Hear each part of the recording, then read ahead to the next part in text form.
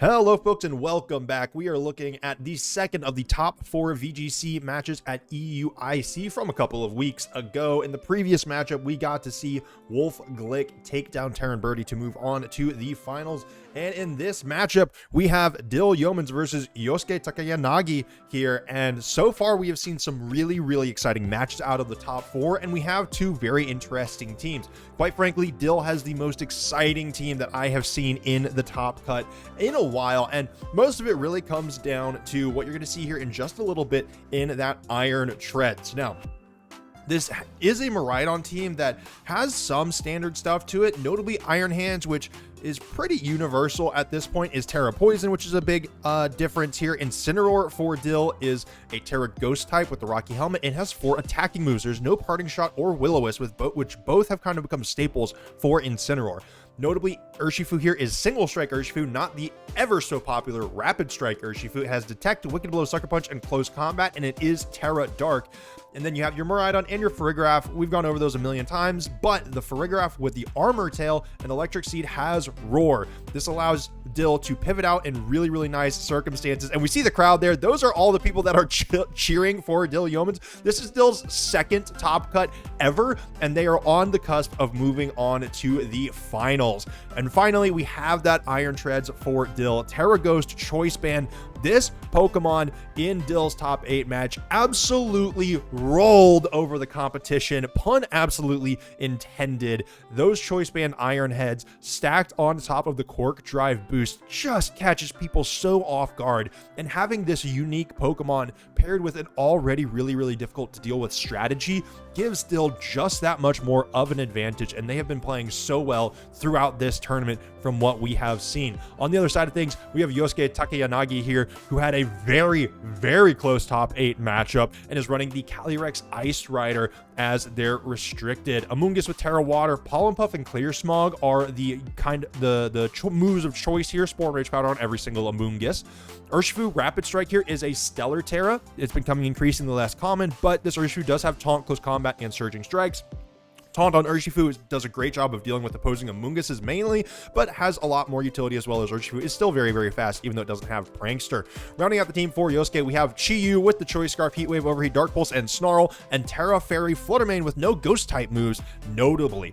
Finally, we have Ogerpon Cornerstone Mask. We saw this guy a ton on stream in day number 1 and a little bit in the day number 2 matches, but as we've gotten further and further into Top Cut, Cornerstone Mask Ogerpon has been becoming more and more sparse. While it was doing well earlier, it seems like those in Top Cut, those at the top level of this tournament, just have not been running it, other than Yosuke here getting it to the top 4. It having that sturdy ability gives essentially Yosuke's team an additional focus sash here. It is great for redirection, although not against Urshifu Surging Strikes if you are up against that. But Power Whip and Ivy Cudgel with that rock type, due to the way Ivy Cudgel works, can dish out a ton of additional damage. And then for Yosuke, you obviously have that Calyrex Ice Rider with the Clear Amulet, Terra Water. Now, Terra Water is a pretty tough deal, especially when you're Terra Water up against what could potentially be an Iron Treads that can go Iron Head or even Steel Roller into you, and you also have to deal with a potential, or the Iron Treads and Iron Hands that sound similar. If I slip up on those, I apologize. But you have Iron Treads with the Steel type moves, then you have Iron Hands and Miraidon both, who have really dangerous Electric type moves. So that puts Calyrex for Yosuke in a really tough spot where it could be forced to tank a super effective attack no matter what. But win conditions for both these players. For Yosuke, I mean, you really are just trying to get Trick Room up here. Most of Dyl's team is incredibly fast. There obviously is the Farigiraf on Dyl's team that can reverse Trick Room as needed, but for Yosuke, most of your team is going to be slower most of the time. Obviously, Chi-Yu has Choice Scarf, but you have Amoonguss, you have Iron Hands, you have that Farigiraf, and you have your Calyrex. That seems like a really good 4-person core to bring into this. Fluttermane and Chi-Yu obviously have their place. They're great on the field together, but Yosuke's win condition, I think, is getting Trick Room set up, keeping that Calyrex safe, and letting it kind of go ham with high horsepowers and Glacial Lances, and getting it some additional attack boosts. Urshifu could still do a lot of work, but I don't know if that's going to be Yosuke's primary damage dealer. On the other side of things, for Dyl, if you can get, I mean, again, if you can get Iron Treads up and going and just have it, laying waste to Yosuke's team, that feels pretty good. One way or another, we see the leads here. Dyl is leading with the Miraidon and the Iron Hands. That Quark Drive is activated. Fake Out Pressure is alive and well. Yosuke with the Flutter Mane and the Urshifu Rapid Strike on his side of the field. Miraidon here for Dylan for Dyl is gonna be at a little bit of a risk. It could also obviously go for the immediate Terra Fairy here. We've seen Terra Fairy Dazzling Gleam so many times out of these Miraidons on turn 1. Not only is it a great defensive Terra for Miraidon here, but it also massively boosts the output of that Dazzling Gleam, which is already going to be really, really strong. We see Dyl opting to switch out the Iron Hands, not go for the Fake Out, and brings the Incineroar in to get an Intimidate down on that Urshifu. Notably, this Incineroar is Rocky Helmet, so if Urshifu does go for Surging Strikes into it, it's going to be taking quite a bit of recoil damage as well. Dyl is going for the Terastallization here. Yosuke keeping both Pokemon in. This is going to be the Terra Fairy Miraidon, and whenever we see Terra Fairy on that Miraidon, it is always a pretty safe bet that it is going to be clicking Dazzling Gleam. Obviously, not that it has to. It could defensively Terra and still go for something like a Volt Switch, but Dazzling Gleam here seems pretty good. We see the Protect come out for the Flutter Mane and the Detect come out for the Urshifu here, and Yosuke is just scouting out what this Miraidon wants to do. Now, that said, that did also block a potential Fake Out into the Urshifu, but with Incineroar back on the field, Fake Out Pressure is alive and well once again, and that can break Urshifu's Focus Sash. Flutter Mane here can't really do all that much to Miraidon anymore, and it'll take a pretty significant amount of damage from a Dazzling Gleam from the Miraidon as well. Miraidon isn't super threatened by either of these Pokemon that are on the field. Surging Strikes can do a lot of work. There's a world where maybe Surging Strikes plus Moonblast maybe can take Miraidon out, but I would find that pretty risky. And so Yosuke does not want to leave that Urshifu on the field to get hit by a Fake Out plus Dazzling Gleam combo, and instead sends out the Amoonguss with that Rocky Helmet. So a Fake Out into that spot is going to essentially do more to the Incineroar than it does to the Amoonguss, and this Flutter Mane is going to go for the Terra Fairy Terastallization to get a little bit of a defensive and damage boost of its own here. Terra Fairy has just been overwhelmingly popular throughout the course of this weekend. We see the Moonblast come out now into Miraidon here. It's going to do a good chunk. Yeah, it takes Miraidon down below half HP, but Dazzling Gleam now is coming out. This is Choice Specs boosted. This Amoonguss isn't going to take too much damage. It's the Poison type, so it resists it, but Flutter Mane now takes about as much damage equally as the Miraidon in terms of numbers. U-turn into the Amoonguss doesn't do much, but it does allow Incineroar to pivot out, and Dyl can once again just bring in Iron Hands if they want to once again apply Fake Out Pressure. That said, that is obviously not the only choice, but it is something that Yosuke is definitely worried about, and it's something that Dyl can certainly consider here. You know that you can Fake Out into this Flutter Mane now if you have to, and no Pokemon can, and this is big. We don't see this come up all too often, actually, but neither of these Pokemon can get put to sleep on Dyl's side of the field because of the electric terrain. Amoonguss cannot spore anything right now. It can go for Rage Powders, it can go for Clear Smog, Pollen Puff into the Flutter Mane if it really wants to, but nobody's going to sleep right now. That gives Dyl a really safe opportunity to try to get out more damage here. Again, Fake Out into the Flutter Mane will just stop it from moving, which could be exactly what Dyl wants to go for here. Instead, Dyl switches out the Koraidon and brings in the Incineroar. Intimidate coming through, not going to be able to do too much here. I'm interested to see what these Amoonguss decides on doing. We see the Protect come through from the Flutter Mane.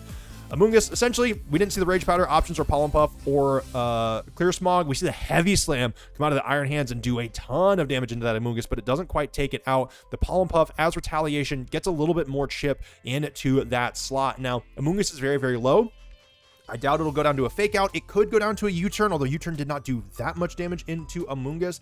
And Flutter Mane now is on the field, and it, again, could get hit by a Fake Out from the Incineroar, as well as a super effective Heavy Slam from the Iron Hands that would just take it off the field. But Yosuke wants to go for the Rage Powder here, keep the Flutter Mane alive, at least for right now, assuming that neither of these Pokemon can do enough damage to knock it out. Moonblast comes through into the Iron Hands and does a ton of damage. It is super effective. That Assault Vest, though, keeps the Iron Hands alive, and Amoonguss is going down to the U-turn. Rocky Helmet has done a good amount of work here, but I don't know if it's enough. Yosuke is the first person to lose, or the first trainer to lose a Pokemon in this battle here. Iron Hands, Heavy Slam is a pretty safe bet if Dyl clicked that button. Low Kick, Drain Punch, Wild Charge. You don't even need that to take out the Amoonguss. You can just go for that safe, for that steady heavy slam here, and that should take out this Flutter Mane. Yosuke loses 2 Pokemon in a single round. Dyl gets the Miraidon back onto the field. Doesn't have fake out pressure with the Iron Hands, but Yosuke does have to be very, very wary of this Miraidon here. It is down to half health, but it still has a ton of damage. This Electric Terrain should be fading pretty soon, but with Yosuke bringing in the Calyrex Ice Rider here, Yosuke does not have Trick Room set up, so this Calyrex, it's either gonna have to try to set it up itself, or it's just gonna try to have to start going for some attacks. It looks like Electric Terrain. This should probably be the last turn of it.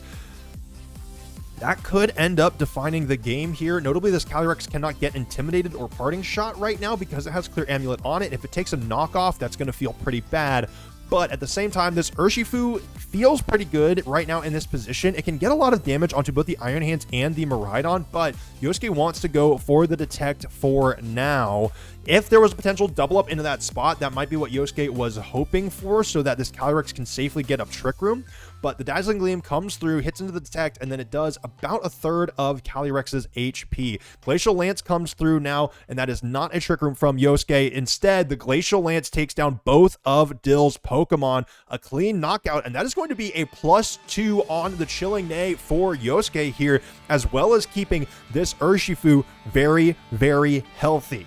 Now, notably, Yosuke has already gone for the Terastallization here, so neither Urshifu or Calyrex is going to be going for that, and the Electric Terrain leaves the battlefield. With the rest of the Pokemon that are on the field now, it no longer matters, but we have an Incineroar and an Urshifu for Dyl, and an Urshifu and a Calyrex for Yosuke here. Now, Dyl's Urshifu has Sucker Punch, which that is going to be super effective into this Calyrex if that is what Dyl clicks. At the same time, this could come down to a bit of a speed tie between the Urshifus here. I have no idea if Yosuke's Urshifu is going for an attack, but it goes for a Detect again. Incineroar going for that fake out. It would have been a guaranteed Focus Sash break one way or another here, but I think that might just guarantee it. Yosuke, the Calyrex goes down to the Wicked Blow. Yosuke has to try to take out Dyl's Urshifu here. If Surging Strikes can do it, maybe there's a chance, but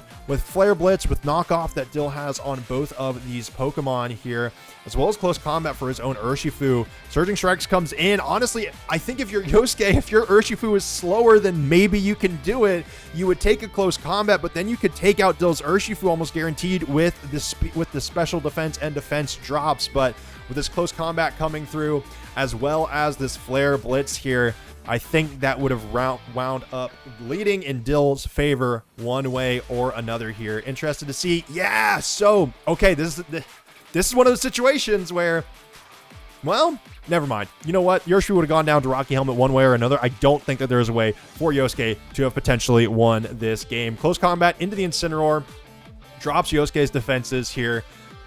And that, and then there goes the Rocky Helmet damage. Dyl takes game one with a pretty solid ending there, with a very strong Urshifu single strike. That super effective Wicked Blow coming in pretty darn clutch here. So if you're Yosuke, that game, it didn't feel horrible, but it just kind of felt like you got outplayed. Yosuke was never able to set up proper speed control. Icy Wind from the Flutter Mane was never really a good option, and there wasn't a point that Calyrex could set up a Trick Room once it got onto the field. It was just so late onto the field, and we were in an end game where Calyrex just needed to start getting damage out, and it just wasn't able to. So again, going into this next game, I think if you're Yosuke, if you can figure out a way to get that Trick Room up, again, that's a win condition, right? That is a way to start dominating the game and maintaining control of the tempo.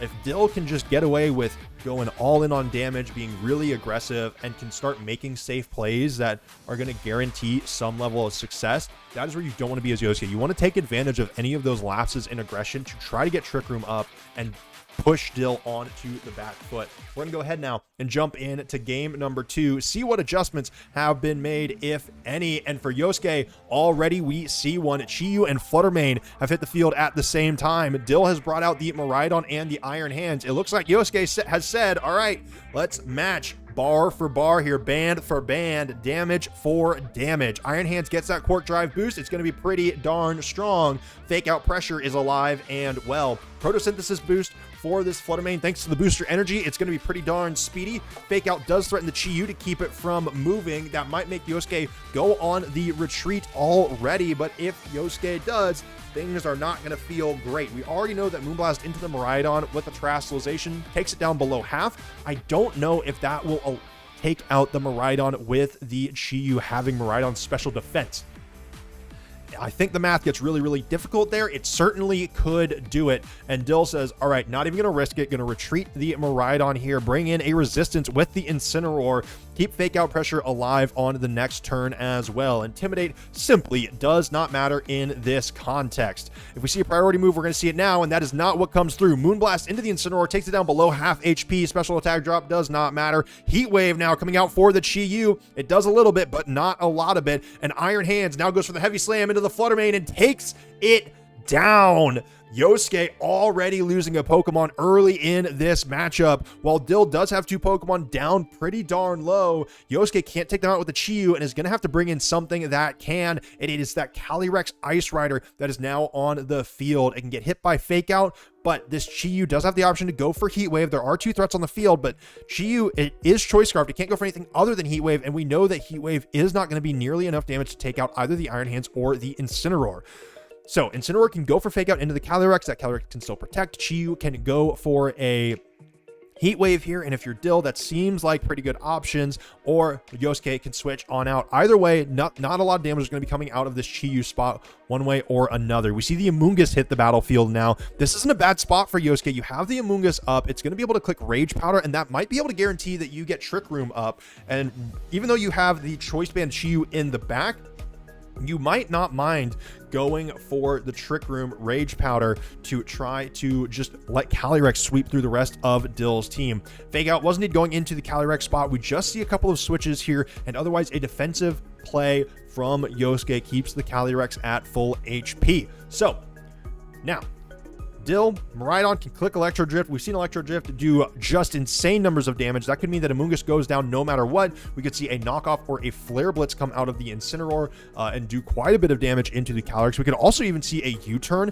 that would do a decent amount into the Calyrex, and a Dazzling Gleam or an Electro Drift here both would do quite a lot of work. Dazzling Gleam would make sure that this Calyrex gets chipped down even lower. Dyl goes for the Terastallization here. We're seeing the Terra Fairy again. I'm expecting that to mean a Dazzling Gleam. I believe we saw that button that Dyl clicked, be Dazzling Gleam one way or another here. I'm mainly interested to see where this Incineroar is going. Notably, there is no Rage Powder from the Amoonguss here. Calyrex goes down to a little over half HP, and Glacial Lance comes out now. I don't know if Incineroar can survive this. It does. It does about 50 damage to the Incineroar, and the U-turn comes through, dealing about another quarter to Calyrex's HP. Miraidon is still on the field. It is not feeling too good, but Dyl does get a switch in here of whichever Pokemon they want. Yosuke's Amoonguss still has not attacked yet. We could see a Pollen Puff here. A side Pollen Puff would do absolute work, quite frankly, and allow that Calyrex to keep pumping out damage.